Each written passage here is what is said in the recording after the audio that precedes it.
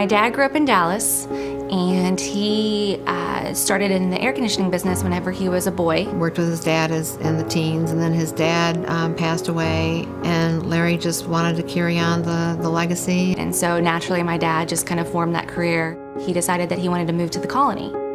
1977, it was like cow pastures here. That's how this place even started. He didn't even have a name at the time. So he bought a piece of land, he bought a house, and he started a little air conditioning and appliance company. Basically ever since 1977, he's just grown slowly, and my mom came around. It was a little bit after he had started it.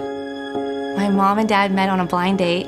That just kind of started the whole romance, and so, and we've been married 32 years now. He's always been that father figure for everyone.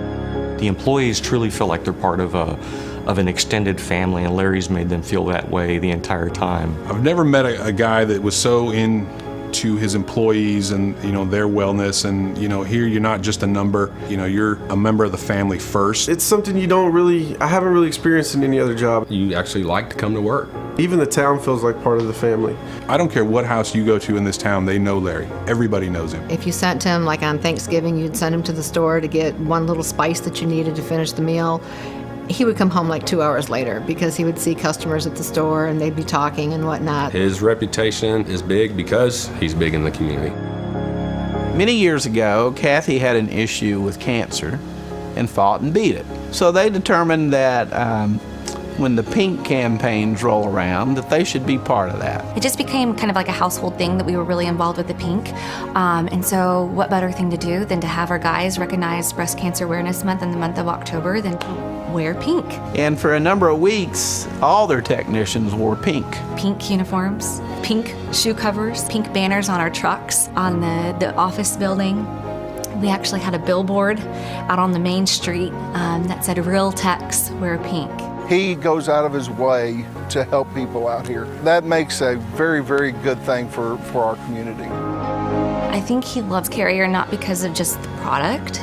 I think he loves the relationships with the people at Carrier. They truly care about their dealers, and that's the same way that my dad feels about his consumers, his homeowners. I think what motivates Larry is just the love of his customers. He loves the customer interaction. Larry has always taken the time to pause, understand, listen, coach, and talk. Larry is your best friend. That guy will do anything for you. He'll give you the shirt off his back. That first time I met him, he had this ability to kind of disarm whatever guard I had as a factory person, and he quickly turned into like my dad. Even if he just chewed you out on something that maybe your organization didn't do quite so well that time, you leave thinking, man, I love that guy. He is very driven to work and always wants to do stuff the right way. No shortcuts. He gets it done, and he makes miracles happen. He's been doing it the right way for a long time. If I tried to develop what I would say is a template, Larry's business is the perfect business for us. It's a good marriage of the brand, the company, the product, and his company because of the way he leads his company and the way he's viewed in the marketplace. I get this call from my mom that she needed some help, that my dad was having some issues. I was actually on a call. They sent me a message saying that I needed to go to the hospital. And they immediately knew where to take him and told us that he was showing some mild stroke symptoms. And my heart stopped.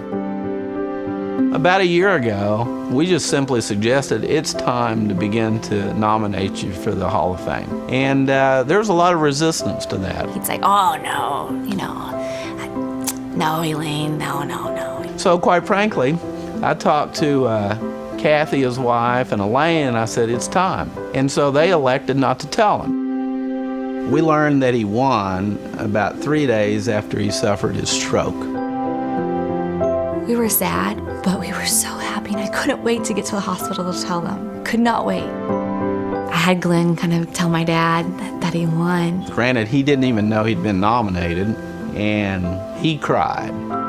We taped the logo of the Hall of Fame up in his hospital room, front and center. So everyone that comes in the room, the nurses, the doctors, everyone said, "What's this? What's this?" Well, and he had to tell a story, And so it was just a reminder, every moment that, he needed to get better and he's important. I think at that point, his will to recover was at an all-time high. My dad's a fighter. I think that he, more so than anyone, is going to fight this through, and he's going to be coming out of this better than ever. He'll be back, and this may have been a blessing in disguise that kind of forced him to take a step back. Elaine and Brian have really stepped up to the plate, and so I'm really relying on them to run the fort. It's been an impressive development, almost a textbook. Here's how you do it. What a blessing they have there to have both kids want to get into the business. There's just no concern at all that the dealership will continue no matter what the parents decide to do.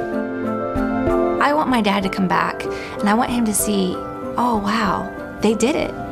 They did it. They took care of it. They've got this. I've taught them well.